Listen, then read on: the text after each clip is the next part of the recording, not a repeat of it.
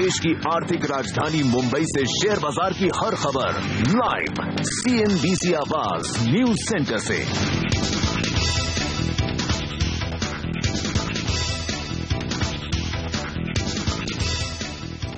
शुक्रवार की शानदार रिकवरी के बाद भारतीय बाजारों के लिए आज नए हफ्ते की शुरुआत संकेत अब थोड़े कम होते दिख रहे हैं डोमेस्टिक फ्रंट पर भी और ग्लोबल फ्रंट पर भी, लेकिन एफआईज की दमदार खरीदारी के बाद क्या यही मोमेंटम बरकरार रहेगा और बैंकिंग शेयरों पर आज कैसा रहेगा रुझान, इस पर होगा हमारा खास फोकस। नमस्कार, मार्केट काउंटडाउन में आप सबका स्वागत है। मैं हूं अनिल सिंह और मैं हर्षिता सावंत। पिछले हफ्ते हमने देखा भले ही निफ्टी एक सीमित दायरे में कारोबार करता हुआ दिखाई दिया था, एक 265 पॉइंट का स्विंग देखने को मिला, 8400 के नीचे के भी लेवल्स देखे गए और उसके बाद आखिर में हमने देखा 8500 के ऊपर की समाप्ति जरूर दिखाई दी।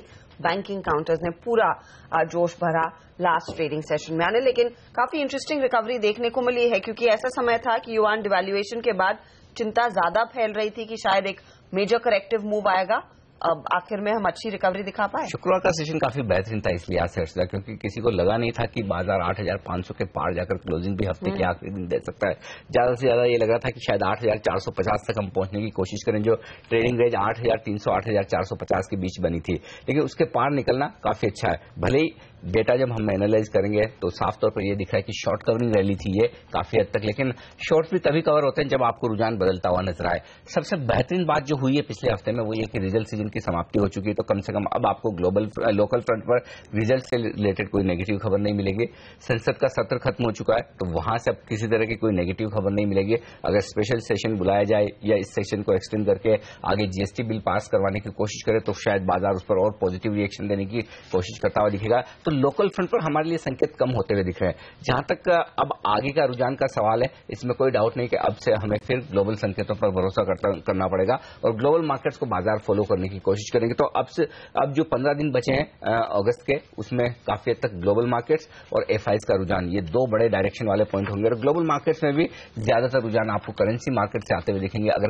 और करेंसी मार्केट में अगर स्टेबिलिटी के संकेत आते हैं जो कि शुक्रवार को आपको दिखे थे, उसके चलते हुए बाजार ने एक मजबूत छलांग लगाई थी, वही रुझान आपको वहां से उठाना होगा। लेकिन एफआईज की तरफ से फिर से खरीदारी जो आती हुई दिख रही है वो बाजार के लिए एक पॉजिटिव संकेत है। तो मुझे लगता है अब थोड़ा आगे बढ़कर बाजार बचे हुए अगस्त के 15 दिनों में पॉजिटिव संकेत शायद ग्लोबल मार्केट से लेने की कोशिश करें। इनफैक्ट किस तरह के संकेत आज देखने को मिले हैं? क्या ग्लोबल मार्केट्स में वाकई में चुस्ती वाला माहौल दिख रहा है? एसजीएक्स निफ्टी आपकी स्क्रीन पर 20 अंकों की गिरावट दिखा रहा है।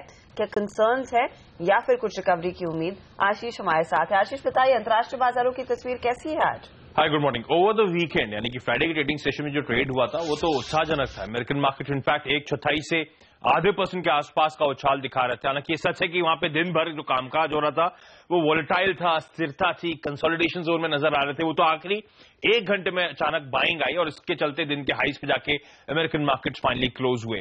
दिन के दौरान नर्वसनेस क्यों थी? क्योंकि ध्यान रखिए कई सारे आर्थिक आंकड़े आ रहे थे। US producer price index, core PPI, ये दोनों 0.2% बढ़े। उम्मीदों से बेहतर मोमेंटम देखने को मिला।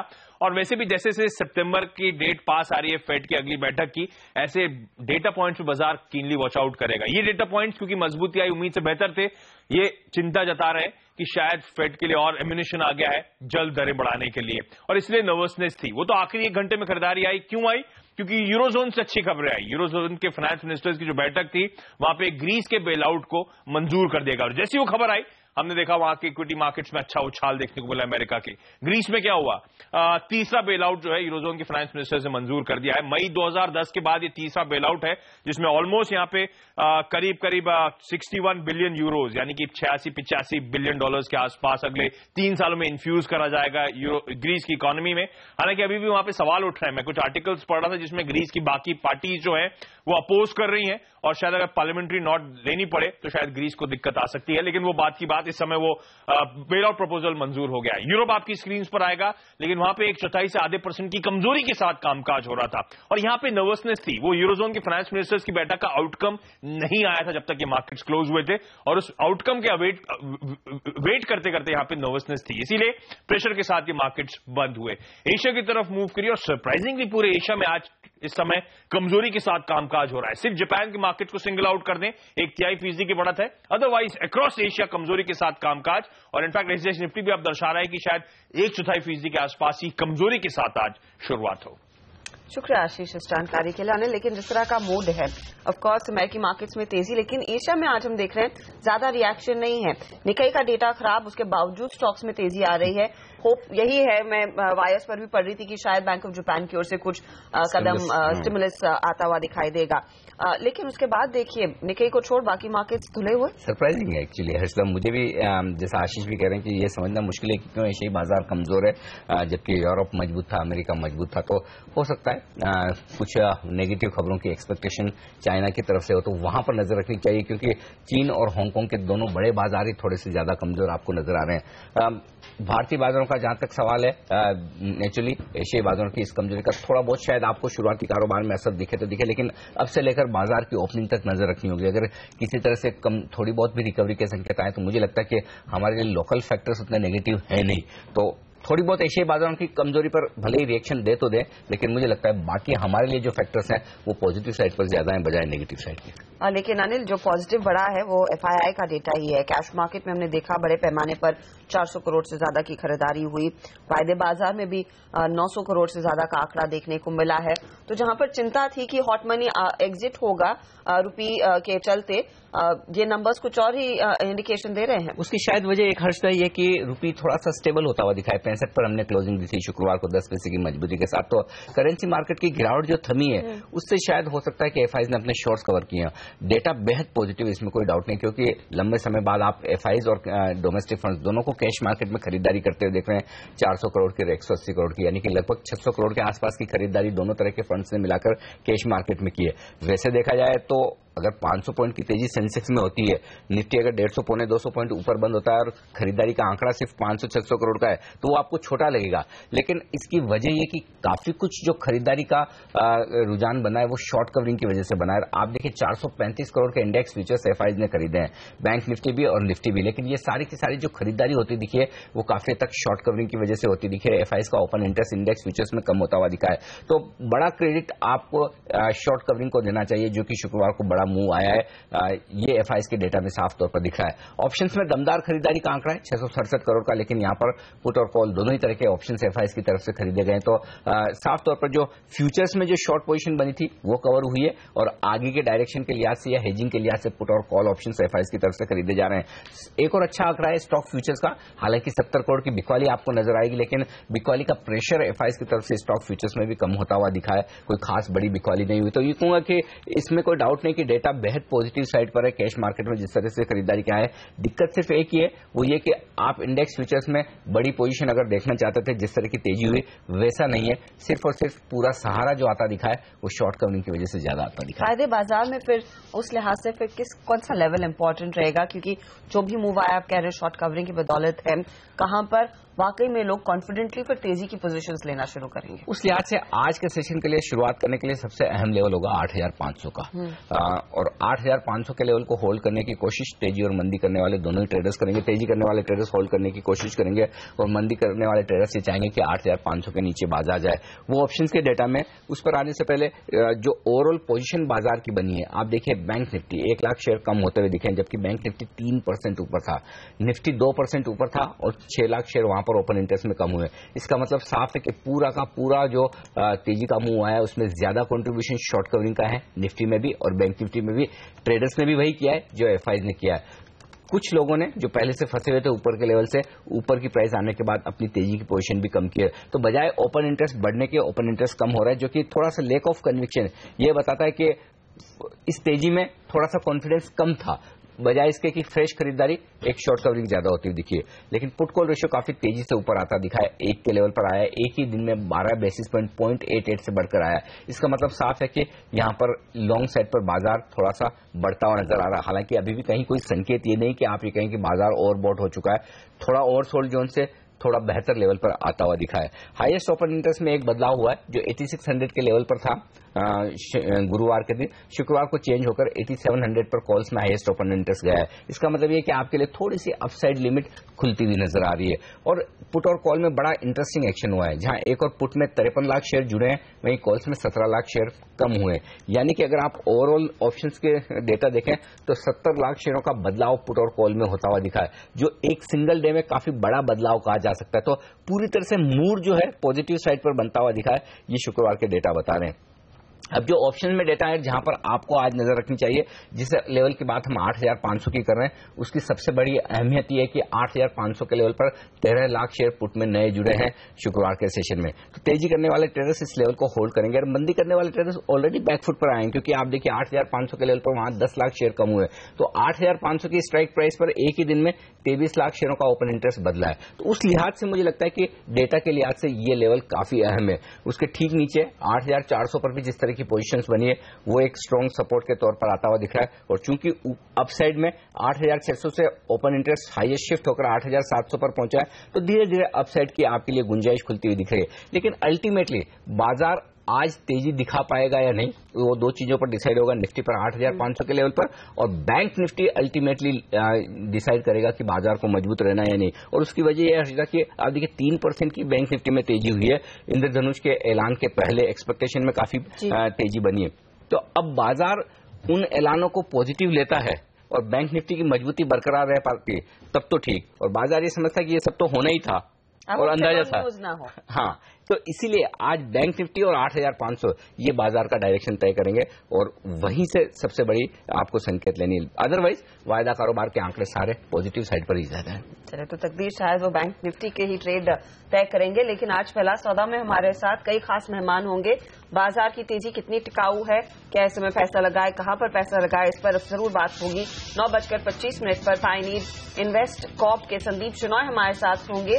लेकिन जैसे हम बात भी कर रहे थे कि बैंक निफ्टी में जो पोजीशंस आई है उसमें और कितनी तेजी आती हुई दिखाई देगी, जो इंद्रधनुष स्कीम है उसका वाकई में कितना फायदा बैंक्स को मिलेगा, कितना रिवाइवल देखने को मिलेगा पीएसयू बैंक्स में, इस पर हम बात करेंगे एसबीआई के पूर्व चेयरमैन प्रदीप चौधरी से और बैंक ऑफ महाराष्ट्र की ईडी आर.के. गुप्ता से।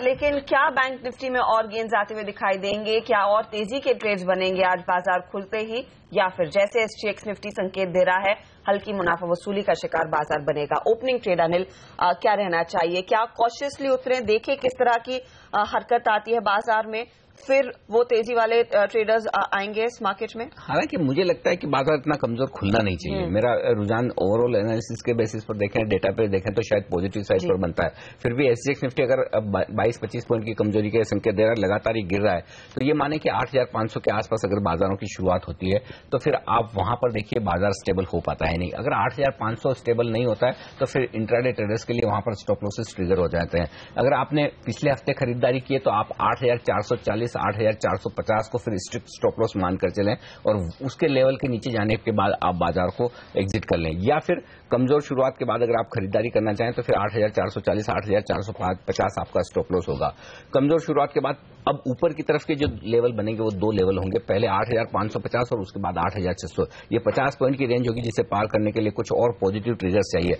Ultimately currency market, global markets आपके लिए एक्सटर्नल फैक्टर है जिसका आपको पता नहीं है, वो बाजार का डायरेक्शन तय करने वाले हैं और लोकल फ्रंट पर आपको बैंक निफ्टी पर और 8,500 पर नजर रखनी है। तो अगर 8,500 के आसपास शुरुआत होकर स्टेबल हो जाए तो घबराने की जरूरत नहीं, बाजार बाउंस बैक दे सकता है। अगर न स्टेबल हो तो फिर खरीदारी करने के लिए थोड़े लोअर लेवल का इंतजार करें जो कि 8,450 के आसपास का होगा। मुझे लगता है 100 से 150 पॉइंट की अपसाइड निफ्टी में 8,600 तक की अब भी बाकी है। ओके, तो उम्मीद यही है कि यहाँ से 8,600 की ओर जो रुझान है वो बाजार तय करना शुरू करेगा। अब 26 अंक नीचे फिसला है एसजीएक्स निफ्टी, काफी इंटरेस्टिंग वहां से संकेत, लेकिन ओवरऑल जो मूड है वो पॉजिटिव ही देखा जा रहा है। तो देखेंगे किस तरह की हरकत मार्केट्स में आते ही बाजार खुलने के बाद। लेकिन कौन से स्टॉक्स आपके रेडार पर होंगे जहां पर आज सबसे ज्यादा कमाई के मौके हैं, इसी पर नजर रहेगी इस छोटे ब्रेक के बाद। तो आप बने रहिए सीएनबीसी आवाज पर।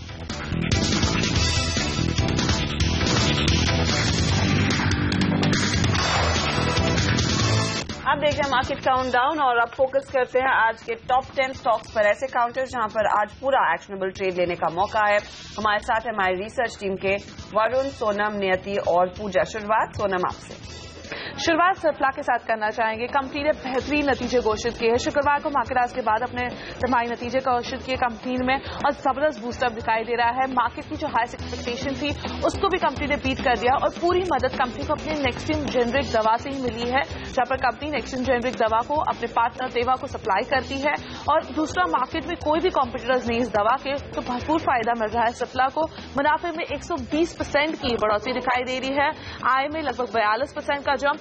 मार्जिन के फ्रंट पर भी R&D कॉस्ट और स्टाफ कॉस्ट में बढ़ोतरी के बाद भी कंपनी ने मार्जिन लेवल्स पर भी काफी अच्छा प्रदर्शन दिखाया है। 27% के मार्जिन कंपनी डिलीवर किए हैं पिछले साल के 19.9% के मुकाबले। मैनेजमेंट थोड़ा कॉशियस जरूर साउंड हुआ है, जहां पे उनके मुताबिक दूसरे तिमाही से कंपनी को जो फायदा मिल रहा है नेक्स्टिन जेनरिक से वो थोड़ा कम होता हुआ दिखाई देगा और अपनी जो गाइडेंस है उसको भी कंपनी ने मेंटेन किया है, भले ही पहले तिमाही में कंपनी ने इतने जबरदस्त आंकड़े घोषित किए हैं। Bank of America Merrill Lynch ने सिप्ला पर अपने जो ईपीएस टारगेट था उसको बढ़ा दिया है। वित्त वर्ष 2016 के ईपीएस टारगेट्स को एस्टिमेट्स को बढ़ाया है 40% से लक्ष्य 750 का दे रहे हैं। सीएलएस ने अपने बिकवाली की सलाह मेंटेन रखी है शेयर पर, जहां पे उनके मुताबिक ये जो सेल्स आए हैं या फिर इसमें जबरदस्त प्रदर्शन कंपनी दिखाया है तो एक वन टाइम सेल्स की वजह से है, वरना जो आगे चल के प्रॉफिटेबिलिटी है उस पर थोड़ा सा इंपैक्ट आता हुआ दिखाई दे सकता है। वहीं कोटक ने अपनी खरीदारी की सलाह बरकरार रखी है, लक्ष्य को बढ़ा दिया है 730 से लक्ष्य को 790 का कर दिया है। रिलायंस कम्युनिकेशन और मनप्पुरम फाइनेंस आज आपके रडार पे होना चाहिए। इन्होंने नतीजे अपने पेश किए थे और रिलायंस फॉर्म की पहले बात करेंगे। बेहद खराब नंबर इन्होंने पेश किए हैं सारे ही पैरामीटर्स पे,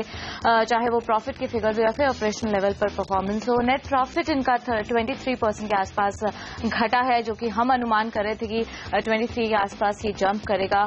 इनकम यहाँ पे 3.5% की डिक्लाइन की है। एबिटा भी 7% डिक्लाइन किया है। एबिटा मार्जिन भी यहाँ पर घटे हैं, 34.5 से घटकर 33.3% रह गया। इंडियन ऑपरेशंस में सेल्स वैसे म्यूटेड बढ़ी है 1.5% के आसपास, मगर ग्लोबल ऑपरेशंस के जो प्रॉफिट बिफोर टैक्स है वो 74% के आसपास यहाँ घटा है। तो खराब नतीजे रिलायंस कम्युनिकेशन पेश किए हैं। वहीं मनप्पुरम फाइनेंस ने अच्छे नतीजे यहाँ पे पेश किए हैं। प्रॉफिट 35% के आसपास बढ़ा है। एनआईआई भी इनकी 25% के पर बढ़ी है। इनके दो नए सेगमेंट्स हैं, सीवी लेंडिंग और मॉर्गेज और माइक्रो फाइनेंस, यहाँ से कुछ कॉन्ट्रीब्यूशन आया है। और सबसे अच्छी बात यह है कि तिमाही दर तिमाही इनकी जो एसेट क्वालिटी है वो मेंटेन है। ग्रॉस एनपीए 1.2% पे और 1% नेट एनपीए तिमाही दर तिमाही मेंटेन। एमटेक ऑटो कंपनी के तिमाही नतीजे बेहद ही खराब। कंपनी ने पहली बार एक घाटा दर्ज किया है, वो भी कंपनी ने लगभग 158 करोड़ का घाटा दर्ज किया है पिछले साल के लगभग 90 करोड़ के मुनाफे के मुकाबले।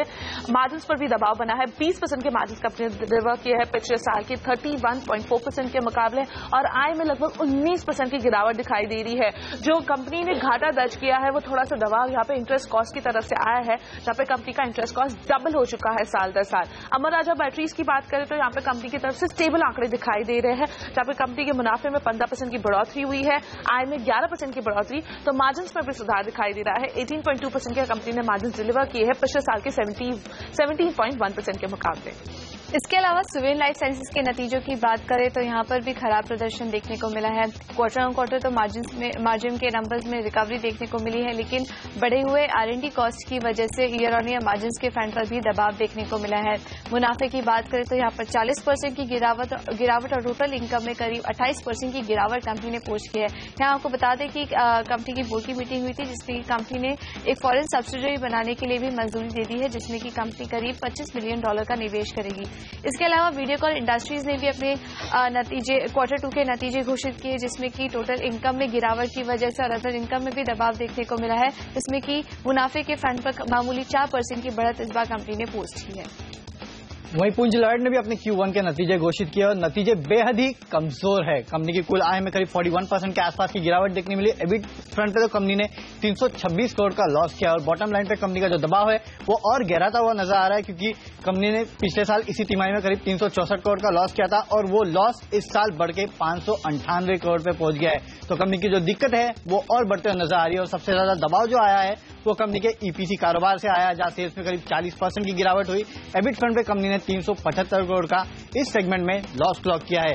करीब 22,000 करोड़ रुपए के जो ऑर्डर है वो ऑर्डर बैकलॉग है कंपनी का ईपीसी कारोबार में, और कंपनी का कहना है कि आने वाली तिमाहियों में करीब $2 से $3 बिलियन के ऑर्डर्स कंपनी और बैक करेगी। आगे जाके पावर और इंफ्रास्ट्रक्चर के जो ऑर्डर्स है उसमें कंपनी को कुछ तेजी की उम्मीद है। हालांकि कंपनी का कहना है कि FY15 कंपनी के लिए चैलेंजिंग था और FY16 भी कंपनी के लिए चैलेंजिंग ही रहने वाला है। BEML के नतीजों की बात करें तो क्वार्टर 4 काफी स्ट्रांग क्वार्टर था यहाँ पर कंपनी के लिए। ऑर्डर में एक अच्छी ग्रोथ, ऑर्डर पिकअप काफी अच्छा यहाँ पर देखने को मिला था, लेकिन फिर से इस तिमाही कंपनी ने लॉस पोस्ट किया है। साल दर साल बात करें तो लॉस में कमी जरूर देखने को मिली है, क्योंकि पिछले साल इसी तिमाही कंपनी के इन्वेंट्री लॉस में कंपनी को काफी 127 करोड़ का इन्वेंट्री लॉस हुआ था, जिसके चलते काफी बड़ा लॉस था। उसके सामने लॉस में यहाँ पर कमी देखने को मिली है। टोटल इनकम की बात करें तो 17% की बढ़त कंपनी ने पोस्ट की है।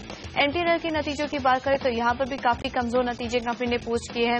लॉस में बढ़त देखने को मिली है। साल दर साल 733 करोड़ के लॉस के सामने इस बार 745 करोड़ का लॉस पोस्ट किया है और टोटल इनकम में 6% की गिरावट देखने को मिली है। तो टॉप लाइन बॉटम लाइन दोनों में ही काफी ज्यादा दबाव देखने को मिल रहा है। इसके अलावा सभी ऑयल मार्केटिंग कंपनीज आपके रडार पे होनी चाहिए, क्योंकि फ्राइडे मध्य रात्रि से पेट्रोल और डीजल की कीमतों में कटौती की गई है।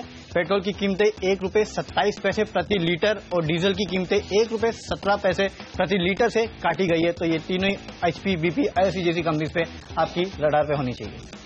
HDFC लिमिटेड का काउंटर भी आज आपके रडार पर होना चाहिए। यहाँ पर कंपनी HDFC लाइफ में अपना 9% स्टेक बेचेगी, वहीं स्टैंडर्ड लाइफ अपना स्टेक 26% से 35% बढ़ाएगी। यहाँ आपको बता दें कि HDFC यहाँ पर करीब 20 करोड़ शेयर्स 95 रुपए प्रति शेयर पर स्टैंडर्ड लाइफ को बेचेगी और ये जो डील की साइज है ये कुल 1700 करोड़ रुपए की मानी जा रही है और इस डील के बाद HDFC का जो स्टेक है कंपनी में वो 62% का हो जाएगा।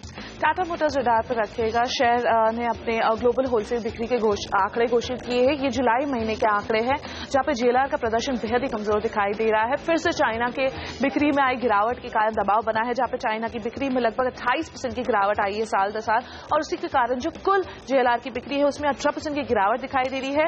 JLR की बिक्री में, जैगुआर की बिक्री में 7% की गिरावट तो लैंड रोवर की बिक्री में 20% की गिरावट दर्ज हुई है साल दर साल। अदानी पोर्ट्स में आज एक बड़ा डेवलपमेंट होने वाला है, इस पे खास फोकस बना के रखिए अपना। केरल सरकार के साथ ये MOU साइन करने वाले हैं 25 साल बाद विजिंजम पोर्ट के लिए। ये सेंट्रल गवर्नमेंट भी इसमें पार्टिसिपेट करेगी। 3 फेजेज में इस पूरे प्रोजेक्ट को कंप्लीट किया जाएगा। 7,525 करोड़ रुपए की पूरी लागत आएगी। इसके अलावा MOIL के काउंटर पे नजर रखें, क्योंकि इस कंपनी को नागपुर की एक माइन के लिए एनवायरमेंट क्लियरेंस मिल गया है। सालाना इस माइन से करीब 40,000 टन का ये कंपनी प्रोडक्शन करेगी। 10 साल की एंटीसिपेटेड लाइफ है इस पूरे माइन की। तो काफी बड़ा डेवलपमेंट है और पॉजिटिव डेवलपमेंट है MOIL के लिए। तो ये काउंटर पे आप नजर रखें। और आखिर में नेस्ले इंडिया का काउंटर आपके रडार पे होना चाहिए। बॉम्बे हाईकोर्ट ने भले ही बैन लिफ्ट कर दिया हो, मगर रामविलास पासवान का मानना है कि सरकार किसी भी हालत में फिलहाल मन नहीं बना रही है। जो क्लास एक्शन सूट इन्होंने इसके खिलाफ दायर किया है, 640 करोड़ रुपए का एक क्लास एक्शन सूट था, फिलहाल सरकार इसको वापस नहीं लेगी। NCDRC में आज लाइकली इसकी हियरिंग है। तमाम स्टॉक्स आज आपके रडार पर होने चाहिए।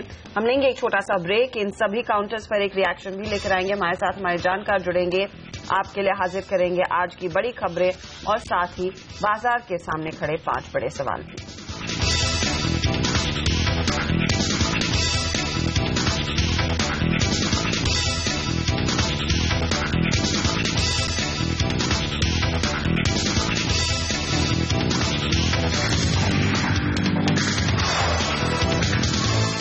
और आगे बढ़ने से पहले नजर डालते हैं इस वक्त की हेडलाइंस पर। ग्रीस और आर्थिक मोर्चे पर अच्छे आंकड़ों के दम पर शुक्रवार को अमेरिकी बाजार 0.5% चढ़े। कमजोर GDP आंकड़ों के बावजूद जापान के बाजारों में मजबूत शुरुआत, लेकिन SDX 50 1/4% नीचे। Excitement in the market that there's going to be some big top-down announcement perhaps is not the right way to think about this sector. PSU banks को चमकाने के लिए 7 सूत्रीय इंद्रधनुष प्लान का ऐलान। अब क्रेडिट ग्रोथ के बजाय मुनाफे वाले संकेतों पर होगा फोकस। मैनेजमेंट को मिलेगा ESOP और परफॉर्मेंस से जुड़ा बोनस। PSU बैंक्स के मैनेजमेंट में प्राइवेट सेक्टर के दिग्गजों की भी शुरुआत। माइक्रोसॉफ्ट इंडिया के पूर्व हेड रवि वेंकटेशन बने बैंक ऑफ बड़ौदा के non executive chairman. City group में रहे जय कुमार बने MD। जुलाई में व्यापार घाटा बढ़कर हुआ करीब $2 अरब। एक्सपोर्ट में लगातार 8वें महीने गिरावट। इस महीने हो सकता है एक्सपोर्टर्स के लिए सस्ते कर्ज का ऐलान। लेदर इंडस्ट्री को मिल सकती है खास तवज्जो। CNBC आवाज की एक्सक्लूसिव खबर। और शुक्रवार को बाजार बंद होने के बाद सिप्ला ने पेश किए शानदार नतीजे। मुनाफा और आय उम्मीद से कहीं बेहतर। और हफ्ते का पहला दिन और बाजार के लिए है एक अहम हफ्ता और अहम हफ्ते की शुरुआत। कौन से हैं वो बड़े सवाल जिन पर होनी चाहिए आप सबकी नजर, ये सब लेकर हमारे साथ है हर्षदा बताइए। शुक्रिया अनिल। पिछले हफ्ते की तेजी देखने के बाद अब सवाल यही है सबके मन में कि क्या हम इस हफ्ते और शायद आज से ही शुरुआत करेंगे 8600 के पार निकलने की। वो पहला सवाल रहेगा कि कितनी कन्विंसिंगली हम उन लेवल्स को फिर पार कर पाते हैं।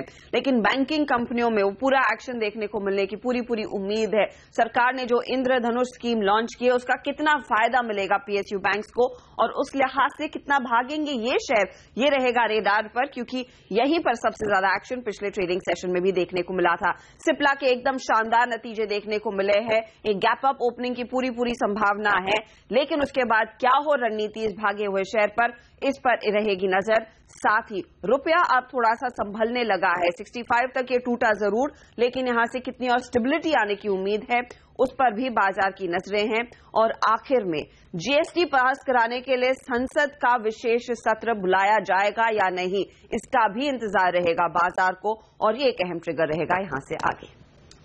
तो ये सारे फैक्टर्स हैं जिन पर आज हमारी नजर रहेगी और हम आपके लिए रणनीति तैयार करेंगे। हमारे साथ हमारे एक्सपर्ट जुड़ चुके हैं तकनीकी राय देने के लिए ग्लोब कैपिटल मार्केट्स के नीरव वखारिया और साथ ही फंडामेंटल राय देने के लिए प्रिसीजन टेक्निकल्स के अविनाश गोरक्षकर। आप दोनों का स्वागत है सीएनबीसी आवाज पर। नीरव, पहले ये बताएं कि क्या चार्ट्स पर कहीं कोई 8500 के ऊपर की जो वीकली क्लोजिंग मिली है उससे अच्छे संकेत आते हुए दिख रहे हैं? क्या निफ्टी की ये रिकवरी और आगे बढ़ सकती है? क्या लेवल्स अहम है निफ्टी पर? और अगर आज 25 पॉइंट नीचे हम शुरुआत करें एसजीएक्स निफ्टी की तर्ज पर, तो फिर क्या ट्रेड लेंगे आप निफ्टी पर? Good morning Anil ji. पिछले 4 सप्ताह से हम लोग देख रहे हैं कि निफ्टी लगभग एक ही दायरे में ट्रेड कर रही है। हालांकि रेंज बड़ी है 8300, 8350 नीचे में, और ऊपर में 8600, 8650, ये एक रेंज बनकर के निकल रही है। लेकिन अगर आप वीकली क्लोजिंग देखें तो वो लगभग पिछले 4 सप्ताह से 8500 के आसपास ही क्लोजिंग हुई है। तो अगर आपका मंडे को अगर क्लोजिंग ओपनिंग अगर स्ट्रांग होती है तो फ्राइडे तक बाजार वापस भी संभल जाते हैं, और अगर फ्राइडे को मार्केट में अगर अच्छी ओपनिंग, मंडे को अगर अच्छी ओपनिंग हुई है तो फ्राइडे तक फिर से प्रॉफिट बुकिंग आ जाती है। तो इस तरह करके एक जो रेंज है वो एक साइडवेज ही रहा है। लेकिन मुझे लगता है कि जिस हिसाब से शॉर्ट कवरिंग का एक दौर बना है फ्राइडे को, उससे लगता है कि अब कहीं ना कहीं 8300 के आसपास में जो एक अच्छा सपोर्ट बनकर के उभर रहा है, उससे लगता है कि बाजार अब थोड़ा सा संभालने की कोशिश करेगा। और आस्ते आस्ते और towards the end of the month हो सकता है कि हम लोग 8650 के ऊपर ट्रेड करें। तो थोड़ा सा एक पॉजिटिव स्ट्रक्चर जरूर दिख रहा है, और कहीं पे भी अगर डिप करता है तो मुझे लगता है कि एक बाइंग की पोजीशन बन सकती है। 8450 काफी एक अच्छा इंटरमीडिएट सपोर्ट दिख रहा है, और अगर कहीं पे भी 8450 के आसपास निफ्टी आती है तो बाइंग करके चलना चाहिए। और ऊपर में मुझे लगता है कि आने वाले 2 से 3 दिन के अंदर में हम लोग निफ्टी में 8600 का लेवल क्रॉस करते हुए देखेंगे। और बैंक निफ्टी में जहाँ पे सबसे अच्छी मूवमेंट देखने को मिलती है तो वो पिछले दिनों में हमें कुछ चुनिंदा बैंकिंग शेयरों में देखी है, जिसके कारण बैंक निफ्टी भी अपने 18000 के सपोर्ट लेवल से बाउंस बैक करने की कोशिश कर रहा है। 19000 का बहुत क्रूशियल लेवल रहेगा बैंक निफ्टी के लिए। अगर बैंक निफ्टी ने 19000 का क्रॉस कर दिया तो फिर मुझे लगता है कि इसमें भी एक बुलिश व्यू रहना चाहिए, और आने वाले दिनों में एक और भी अच्छी तेजी के एक संकेत मिल सकते हैं। तो ओवरऑल एक सीमित दायरा है, लेकिन मुझे लगता है कि अब ये आस्ते आस्ते करके ट्रेंड जो है थोड़ा सा बुलिश जरूर दिख रहा है। बुलिश ट्रेंड आने की पूरी उम्मीद, और बैंक निफ्टी ही बाजार की सेहत को और सुधारेगा। इनफैक्ट पिछले सत्र में हमने देखा था अगर निफ्टी 200 डे मूविंग एवरेज के ऊपर निकला है वो बैंकिंग काउंटर्स की बदौलत ही रहा है। अविनाश, जो भी इंद्रधनुष स्कीम ऐलान की गई है जिसमें सरकार ने कहा है कि 20,000 करोड़ का कैपिटल इन्फ्यूज किया जाएगा और सबसे ज्यादा पैसा मिलेगा पहले एसबीआई को, उसके बाद ऑफकोर्स बैंक ऑफ इंडिया का भी नाम शामिल है जहां पर करीब 2,000 करोड़ से ज्यादा का कैपिटल इन्फ्यूजन होने वाला है। इन 2 काउंटर्स पर आपकी क्या राय रहेगी? एसबीआई ऑफकोर्स एक स्ट्रॉन्गर बैंक है, लेकिन कितनी अपॉर्चुनिटी अब भी है लोगों को यहां से और पैसा लगाने की?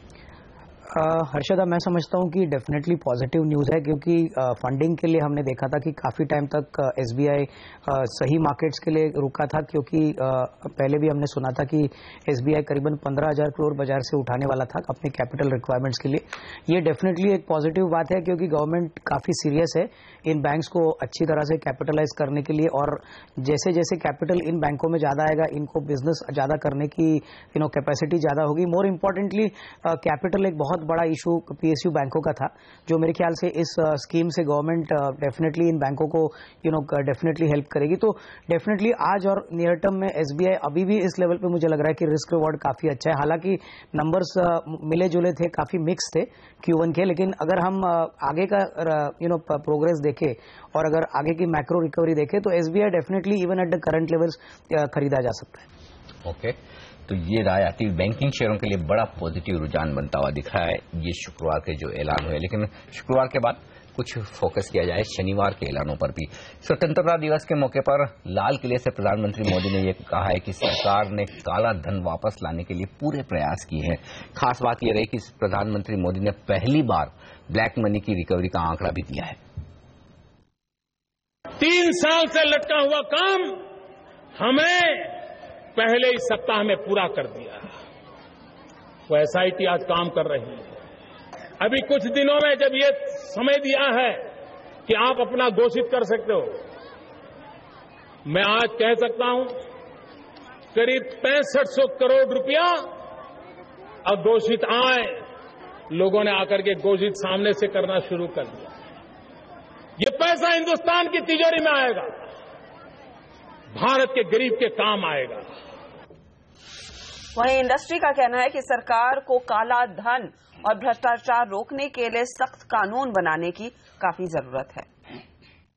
इसमें कोई दो राय नहीं है कि ब्लैक मनी को डील करने के लिए आपको कड़े कानून की और कड़े व्यवस्था की दरकार है।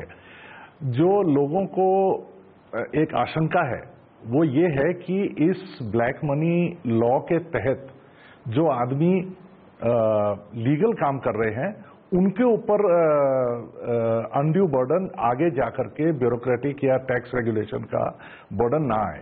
जहां तक जिसके पास ब्लैक मनी है उसके साथ आप जितनी सख्ती से व्यवहार करना चाहें वो वेलकम है, क्योंकि उसके बिना ये बीमारी दूर नहीं जाएगी। हाँ, मिसयूज या हैरेसमेंट ऑफ लीगल। और एक्सपोर्टर्स के लिए सस्ते कर्ज को लेकर लेदर इंडस्ट्री को कितनी मिल सकती है राहत, अपनी एक्सक्लूसिव खबर पर बात करेंगे लेदर एक्सपोर्ट काउंसिल के चेयरमैन एम रफीम अहमद से इस छोटे से ब्रेक के बाद।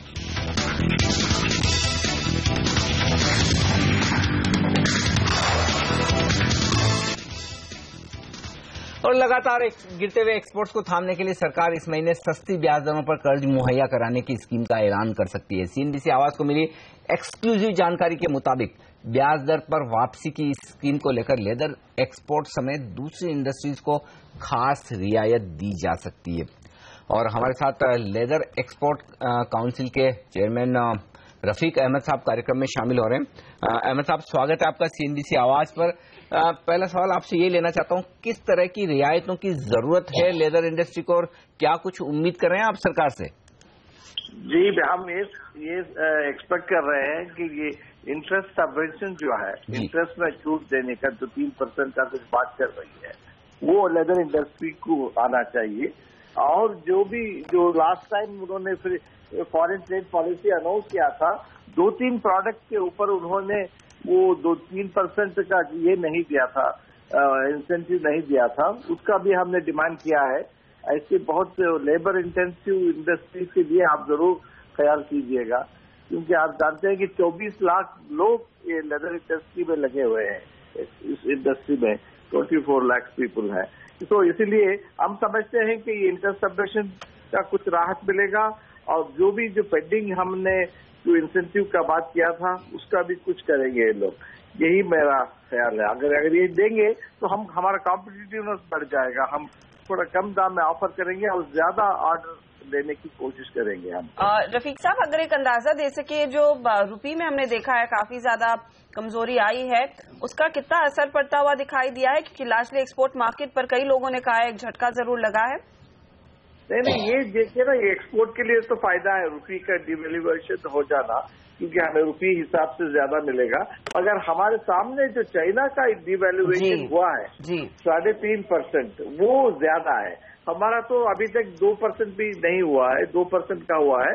हमें 3.5% जो 63.50 था रुपया, उससे लेके 3.5% मतलब 66 रुपये होना चाहिए रुपये, तब हम जाके चाइना के साथ कंपीट नहीं। तो ये चाइनीज डिवैल्यूएशन के चलते फिर कितनी आपकी कॉम्पिटिटिवनेस कम हुई है, और अगर सरकार यहाँ पर इंटरेस्ट सबवेंशन जैसी स्कीमों पर अमल करती है तो क्या वो ऑफसेट हो पाएगा? क्या मदद मिल पाएगी कि आपके एक्सपोर्ट्स बढ़ेंगे या नहीं? नहीं, ये जो इंटरेस्ट सबवेंशन दे रहे हैं वो जो है, जो पहले से हमारा कॉम्पिटिटिवनेस कम है उसके लिए ठीक है। ये जो रिसेंटली जो चाइनीज का जो डिवैल्यूएशन हुआ है उसके लिए तो हम अलग ही पूछेंगे। ओके, शुक्रिया अहमद साहब हमारे लिए समय निकालने के लिए। तो इस समय फोकस यही है कि इंटरेस्ट सबवेंशन जैसी स्कीमों पर सरकार अमल करे। याद रखिए पिछले सत्र में इनकाउंटर्स में अच्छी खासी तेजी आती हुई दिखाई दी थी, लिबर्टी शूज हो या फिर बाटा जैसी कंपनी। ऑफकोर्स लिबर्टी शूज के नतीजे भी आए और वहां पर हमने देखा है रेवेन्यू में करीब 19% तक का इजाफा देखने को मिला। हमारे साथ हमारे तीनों जानकार बने हुए नीरव अखारिया, अविनाश कुरक्षकर और गौरव बिस्सा। कुछ और काउंटर्स पर फोकस करते हैं और रेडार पर सबसे पहले सिप्ला का शेयर रहेगा, क्योंकि इस बारी हमने देखा है मुनाफा जो है 650 करोड़ पर आया है और साथ ही साथ हमने देखा है ऑपरेटिंग मार्जिन में भी एक बहुत ही सब्सटैंशियल जंप। पिछले सत्र में स्टॉक में 2% की तेजी थी, एक गैप अप ओपनिंग की पूरे संकेत है। गौरव, क्या ट्रेड आप इनिशिएट करना पसंद करेंगे इस स्टॉक में आज? Good morning. अगर आप पिछले 5 या 7 दिन का या 10 दिन का आप इसमें ओवाई बिल्डर्स वाला देखेंगे तो ये एक्सपेक्टेशंस था। अगर आप ये कहें कि सरप्राइज होंगे काफी ज्यादा लोग अच्छे नतीजों के कारण, तो मेरा मानना है कि वो शायद सही तरीका नहीं होगा। कारण ये है कि एक अच्छा खासा उसमें बिल्डअप देखने मिला था, चाहे ऑप्शंस की बिल्डअप्स हो या फ्यूचर्स की हो। तो मेरा मानना है कि एक गैप अप ओपनिंग होगी 740 745 अगर सस्टेन हो जाता है तो मेरे हिसाब से आप उसमें लॉन्ग पोजीशन अभी भी बना सकते हैं और 780 तक के आप उससे लक्ष्य देखने मिल सकते हैं और आपका स्टॉप लॉस फिर आपका हो जाएगा 730 735 के करीब का। ओके, लेकिन अविनाश आपकी क्या सलाह होगी, क्योंकि अब तक जो भी रिपोर्ट्स आई हैं उसमें कंसेंसस नहीं है कि तेजी आएगी। आईसीआईसीआई सिक्योरिटीज कह रहा है कि वो डाउनग्रेड कर रहे हैं स्टॉक को, रिड्यूस रेटिंग दे रहे हैं होल्ड के मुकाबले। 740 का इन्होंने टारगेट दिया है। जेफरीज ने ऑफकोर्स अपना टारगेट बढ़ाया है 850 तक। नोमुरा कह रहा है कि वो टारगेट प्राइस 626 पर मेंटेन रखेंगे। अब ट्रिगर यही है कि इस बारी जो तेजी आई है नेक्सियम इनकी जो सब्सिडी थी वहां से काफी ज्यादा ग्रोथ देखने को मिली है और कंपनी ने साफ संकेत दिए कि सेकंड क्वार्टर ऑनवर्ड्स शायद ये बेनिफिट नहीं मिलेगा। तो ऐसे में अगर एक गैप अप ओपनिंग मिलती है, जिसके संकेत भी गौरव बिस्सा से मिले हैं, क्या लॉन्ग टर्म निवेशकों की रणनीति होनी चाहिए, बने रहे या फिर एग्जिट कर ले अगर अच्छा मुनाफा मिल रहा है? मैं समझता हूं कि थोड़ा बहुत मुनाफा वसूल करे, बिकॉज नेक्सियम का जो इंक्रीमेंटल जो गेन हमने Q1 में देखा है हर्षदा, वो क्लियरली मैनेजमेंट ने कहा है कि सेकंड क्वार्टर में शायद इतनी तेजी से ना आए। मेरे ख्याल से आई थिंक स्टॉक इतना तेजी से गिरेगा भी नहीं, लेकिन क्लियरली अगर कोई भी गिरावट अगर आती है तो slightly medium to long term के लिए डेफिनेटली सिप्ला में अभी भी ग्रोथ ट्रिगर्स मौजूद है। मुझे लग रहा है कि शेयर ऑलरेडी आई थिंक नतीजों के पहले भी काफी अच्छी तरह से भागा है और आज भी शायद थोड़ी सी तेजी देखने को मिले, लेकिन ऊपरी लेवल पे अगर कोई मुनाफा वसूली होती है तो मेरे ख्याल से थोड़ा सा प्रॉफिट बुक कर ले और नीचे के लेवल पे वापस एंट्री करे, क्योंकि medium to long term prospects Harshada अभी भी पॉजिटिव है। वक्त हो रहा है एक छोटे से ब्रेक का, लेकिन ढेरों स्टॉक्स ऐसे हैं जहां पर नंबर्स पर रिएक्शन रहेगा, खबरों का भी असर देखने को मिलेगा। उसी पर बात करेंगे इस छोटे से ब्रेक के बाद। आप बने रहिए सीएनबीसी की आवाज पर।